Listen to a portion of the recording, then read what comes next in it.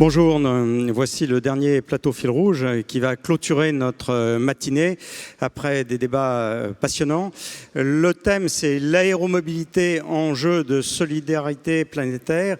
À mes côtés, j'ai Maria El Filali, qui est la directrice générale du groupement des industries marocaines aéronautiques et spatiales, le GIMAS, qui résonne avec le GIFAS, qui a été à l'initiative du premier Aerospace African Forum, et Augustin de Romanet, qui était à l'origine du Paris Air Forum. Voilà. Donc c'est deux visions, peut-être une du Sud, une du Nord. On voit qu'on est dans un univers très mondialisé. Et je vais me tourner tout de suite vers Maria El Filali. La place de l'aéromobilité en Afrique, comment vous la concevez?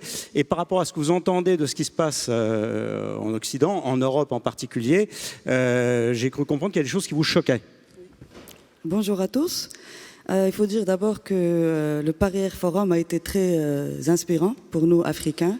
Et c'est pour ça qu'on a créé l'Aerospace African Forum en Afrique, à Casablanca, où existe une filière de plus de 120 groupes internationaux mondiaux, qui est donc une filière très dynamique, pour vraiment approcher les contraintes et les spécificités africaines. Et il est vrai que quand on voit les termes des débats, aujourd'hui, particulièrement en France, qui concernent l'aéromobilité, on est très étonné, vraiment, de cette injonction de marche arrière, comme une panacée universelle, où l'aéromobilité, finalement, s'en trouve exclue, alors que 4/5 de la population mondiale a un besoin vital. Et pour nous, c'est très pénalisant et nous ne comprenons pas justement cette position, qui est pour nous une régression. Régression, alors préciser quel est le rôle de la mobilité, quel est le problème spécifique des territoires africains? Tout à fait, parce que pour nous, l'aéromobilité va définir les territoires de demain, dans un esprit, bien sûr, compte tenu des technologies existantes aujourd'hui, où l'archaïsme de rester sur le ferroviaire, sur des chantiers de route, pour nous, est vraiment un discours presque arrogant et discriminant pour nous, Africains.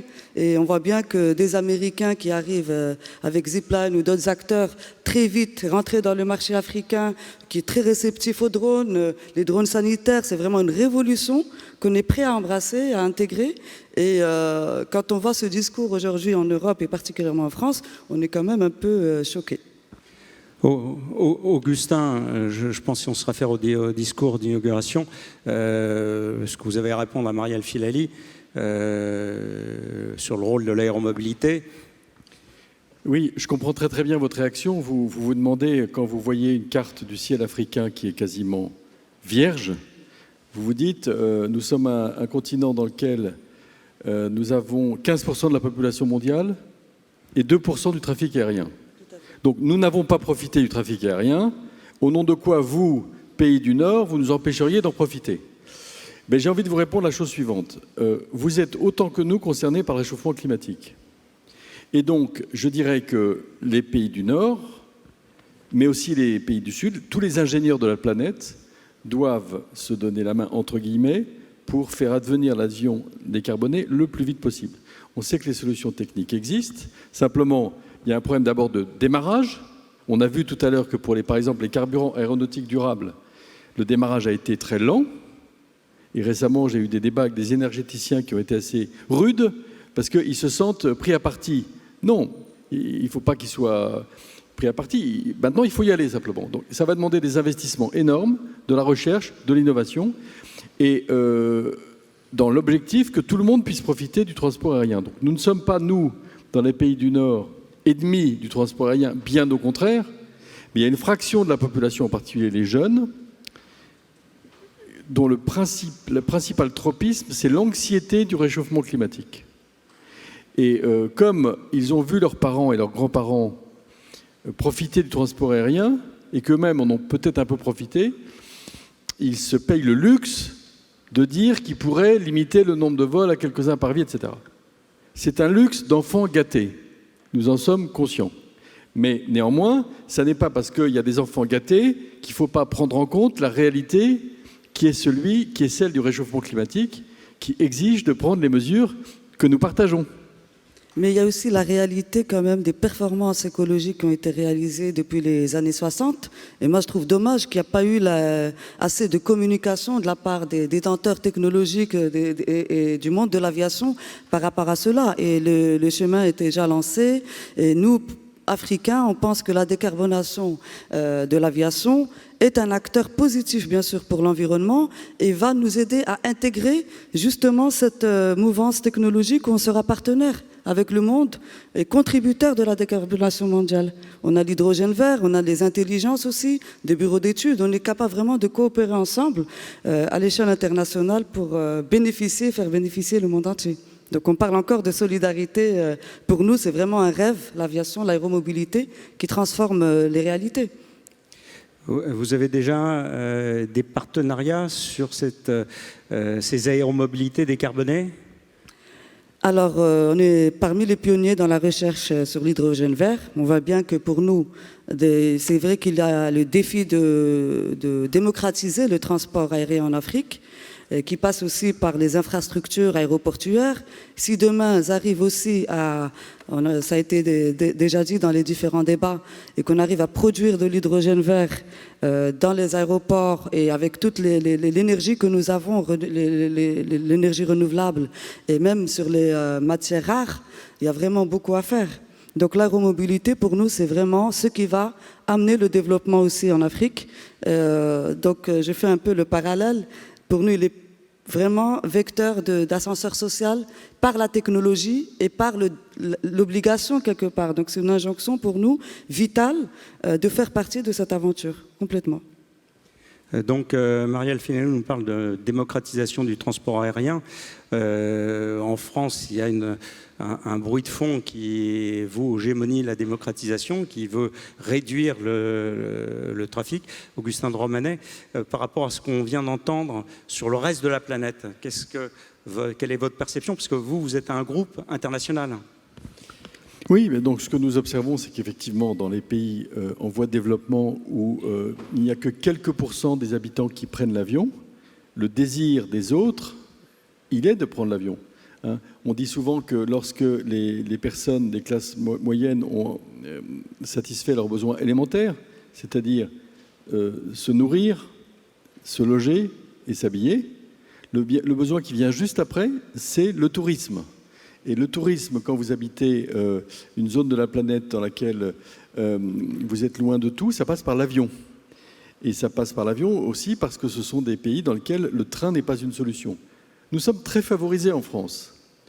Le terrain est relativement plat et nous avons des investissements ferroviaires qui sont très anciens et pour une part largement amortis.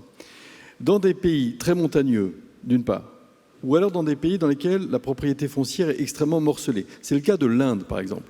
Une des raisons qui nous a conduit à être convaincus que l'avion avait un avenir en Inde, c'est que la propriété foncière est totalement éclatée, donc on ne peut pas faire des expropriations pour faire des trains à grande vitesse. Donc ces pays-là, ils vont devoir utiliser l'avion. Et donc, encore une fois, il y a une course de vitesse entre le fait de décarboner le transport aérien, ce qui est indispensable si on veut éviter de griller sur cette planète, ça c'est un fait, et nous ne l'avons jamais nié. Et il y a une course de vitesse entre la décarbonation de l'aviation et le fait qu'on puisse répondre aux besoins de populations qui, légitimement, disent « au nom de quoi, vous qui en avez profité, vous nous feriez la leçon ». Mais c'est quelque chose qui se passe dans beaucoup de domaines. Ça se passe aussi dans le domaine, par exemple, de la taxonomie verte. Quand aujourd'hui on interdit aux banques ou aux compagnies d'assurance de financer des puits de gaz en Afrique, les Africains disent au nom de quoi vous nous interdisez à nous d'exploiter le gaz, alors que vous en avez profité pendant 150 ans pour votre croissance économique. Donc cette dialectique entre pays développés et pays en voie de développement, elle existe partout et n'est pas originale au secteur aérien. Alors, vous avez évoqué l'exemple de l'Inde. Quelle va être la place des aéromobilités dans ce pays-continent qui est en plein essor ? Je pense qu'elle va être forte et c'est la raison pour laquelle il est absolument urgentissime de trouver ces solutions sur lesquelles nos intervenants des panels de ce matin ont évoqué leurs pistes de travail. Je pense que la croissance de l'Inde est potentiellement de 7% par an dans les 30 ans qui viennent, ce qui apparaît comme considérable, mais en fait, Dans 30 ans, ils ne seront qu'un PIB par habitant du tiers du nôtre aujourd'hui. Le PIB par habitant en Inde aujourd'hui, c'est 2000 $ par habitant. Si vous croissez de 7% par an, vous doublez tous les 10 ans. C'est-à-dire que dans 10 ans, ils seront à l'équivalent de 4000 $, dans 20 ans de 8000 et dans 30 ans de 16 000. Ça signifie que le besoin de rattrapage de pays comme l'Inde est absolument considérable. Et donc, ça passera par une demande d'aviation, comme l'a dit le président d'Air India à cette tribune tout à l'heure. Marielle Filali, donc vous avez, lors de l'Aerospace African Forum, réuni tous les acteurs du transport aérien et des territoires. C'était un point que vous mettiez en avant, c'est que pour vous, les aéromobilités sont un des acteurs clés du développement des territoires et donc de la solidarité continentale. Complètement, et quand je parle de développement, de croissance économique, c'est pas comme en Europe, on peut avoir à proximité des universités, des centres de formation, de l'expertise, de la connaissance.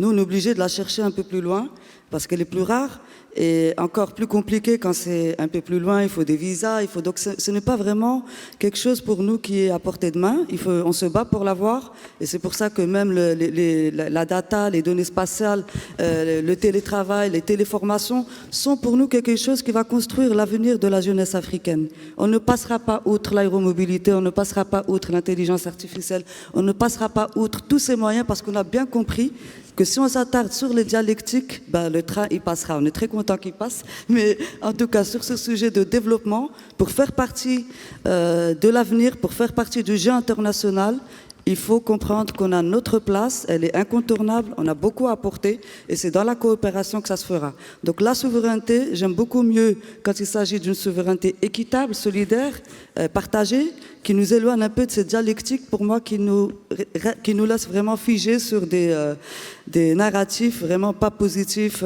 et qui ne construisent pas l'avenir, qui ne nous permettent pas d'aller de l'avant. Donc nous, dans le forum, ce qui était intéressant, c'est qu'on s'est senti vraiment exister à un très haut niveau avec les acteurs internationaux pour parler avenir ensemble. Et il y a très peu d'occasions et de plateformes où justement on ne distingue pas Occident, reste du monde, tous ces termes-là qui pour nous sont très exclusifs. Donc on rêve d'un avenir aéromobile qui transformera cette réalité, on y croit beaucoup. Parce que c'est un facteur et un vecteur exponentiel pour nous de changement. On voit même juste au Maroc, le transfert technologique de l'aéronautique, du spatial, des équipements de défense qu'on est capable de faire, a été très inspirant pour les Africains. Et ça, c'est quelque chose qu'on veut partager. C'est une filière généreuse, solidaire. Et pour nous, c'est le plus beau visage de la mondialisation, au final. Bon, écoutez, ce visage de la mondialisation par l'aéromobilité et la solidarité, voilà, c'est la conclusion de ce plateau fil rouge. Et nous nous retrouvons cet après-midi.